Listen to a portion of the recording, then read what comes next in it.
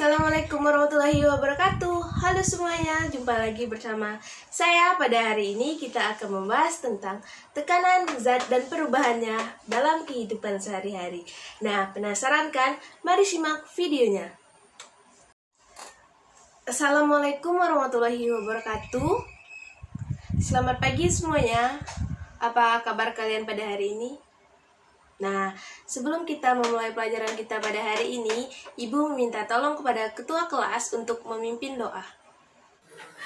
Baiklah teman-teman, sebelum memulai pelajaran kita pada hari ini, marilah kita berdoa. Berdoa dimulai. Berdoa selesai. Baik, sebelum pelajaran kita dimulai, Ibu mau absen kalian terlebih dahulu. Yuyun Lestari, Wahyu Rafandi Romlan,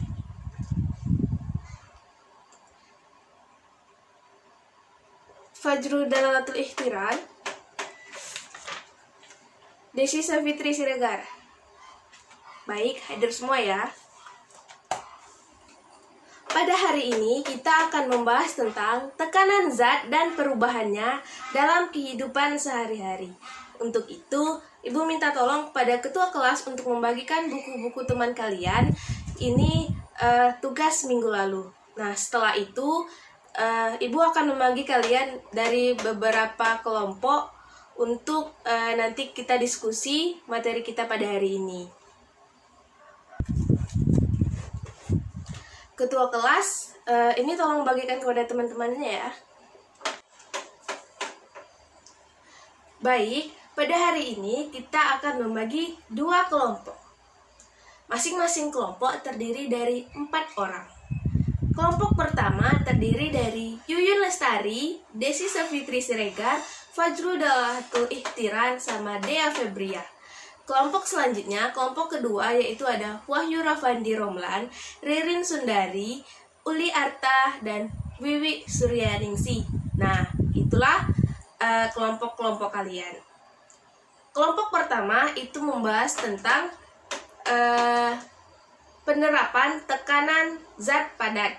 Kelompok kedua itu membahas tentang penerapan tekanan zat cair. Nanti Ibu kasih waktu kalian selama 20 menit untuk mendiskusikan apa saja tentang tekanan zat padat atau tekanan zat cair. Setelah kalian diskusikan, nanti perwakilan per kelompok 1 orang itu menjelaskan ke depan tentang hasil diskusi kalian pada hari ini. Baik, tadi kan sudah ditentukan nih nama-nama kelompoknya. Silahkan duduk per kelompoknya masing-masing. Di sini kelompok 1 dan sini kelompok 2 ya. Baiklah, sebelum kalian diskusikan tentang tekanan zat padat dan tekanan zat cair, Ibu akan menjelaskan terlebih dahulu tentang tekanan zat. Tekanan zat adalah satuan fisika yang menyatakan gaya persatuan luas. Gaya yang dimaksud adalah gaya yang tegak lurus dengan permukaan suatu objek. Misalnya nih, kalian tahu sebuah plastisin? Nah, dari sebuah plastisin itu bisa kita contohkan contoh dari tekanan zat. Contohnya nih, apabila seseorang mendorong uang logam di atas permukaan plastisin, maka seseorang tersebut itu harus memberikan gaya pada uang logam tersebut. Nah, besarnya tekanan uang pada plastisin itu tergantung pada seberapa besar gaya yang diberikan seseorang dan luas bidang pada tekanan uang logam. Jadi gini, konsep tekanan itu sama dengan penyebaran gaya pada luas suatu benda. Maksudnya, gaya yang diberikan itu harus semakin besar, maka tekanan yang dihasilkan juga bertambah semakin besar. Antara gaya dengan tekanan itu harus berbanding lurus. Nah, sampai sini, apakah kalian paham? Selain contoh plastisin, apakah ada yang bisa memberikan contoh lain? Oke, silakan kelompok 1. Bu, contoh tekanan dalam kehidupan sehari-hari yang pertama itu pada saat kita mentancapkan paku ke papan. Yang kedua adalah pemakaian sepatu boot di tanah, Bu. Ya, benar. Tepuk tangannya dulu.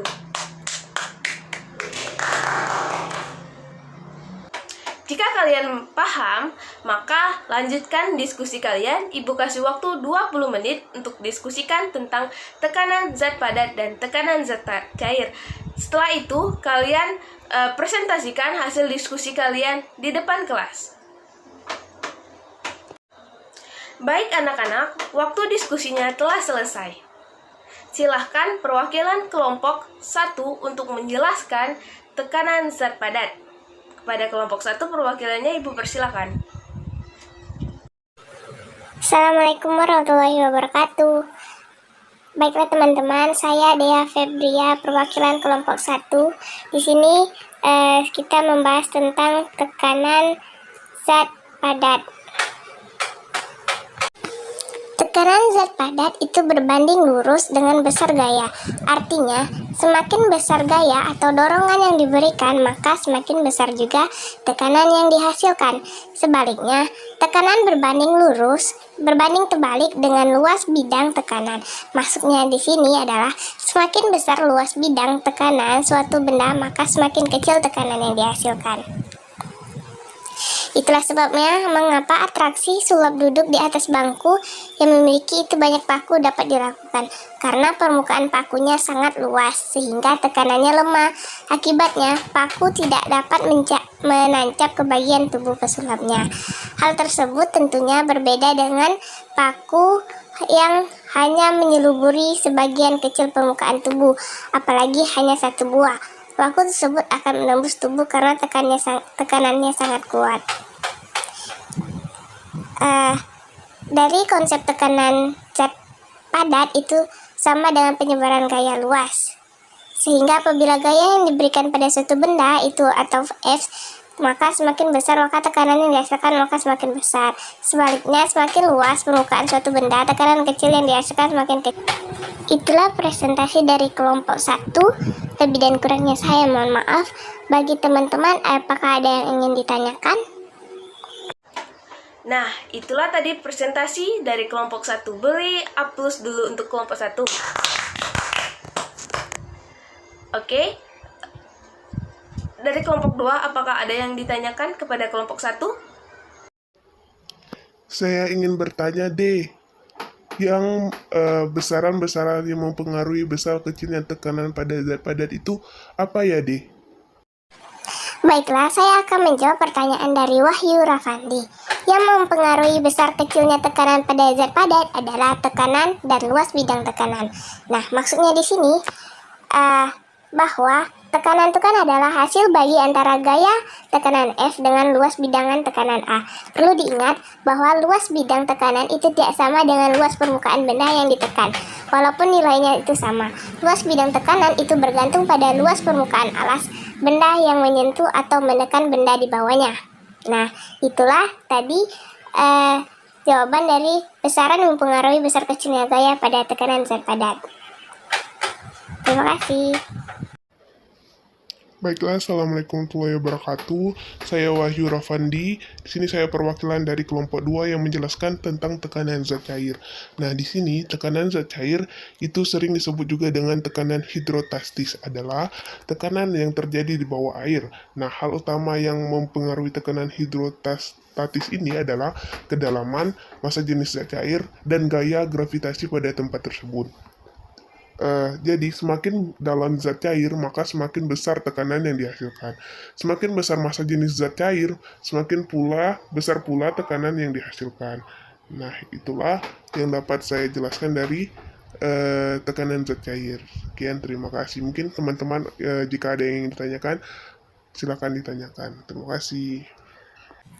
Wahyu, saya ingin bertanya. Saya Fajrul Jalalatul Ikhtiran dari kelompok 1 yang bertanya kepada kelompok 2. Jelaskan contoh dari tekanan zat cair tersebut. Sekian, terima kasih. Baiklah, terima kasih saudari Fajrul. Nah, di sini saya Saya Ririn Sundari membantu Saudari Wahyu untuk menjawab pertanyaan dari contoh zat cair. Nah, contoh zat cair itu seperti bensin. Selain itu ada teh dalam gelas, air minum dalam ceret. Nah, dari zat gas adalah zat atau benda yang memiliki volume dan bentuk yang selalu berubah-ubah sesuai dengan tempat dan wadahnya. Nah, itulah contoh dari zat cair. Terima kasih. Nah, itulah penampilan dari kelompok 1 dan 2 lebih dan kurangnya. Kami mohon maaf. Sekian, terima kasih. Wassalamualaikum warahmatullahi wabarakatuh. Jika tidak ada lagi yang ingin ditanyakan, Ibu akan memberi kalian tugas untuk materi pada hari ini. Buatlah 5 contoh penerapan tekanan zat pada kehidupan sehari-hari. Ibu tunggu tugasnya minggu depan. Kumpulkan ke ketua kelas dan ketua kelas kumpul di meja Ibu ya. Mungkin hari ini kita cukupkan sampai di sini terlebih dahulu karena waktunya telah habis. Lebih dan kurangnya Ibu mohon maaf. Sekian. Assalamualaikum warahmatullahi wabarakatuh.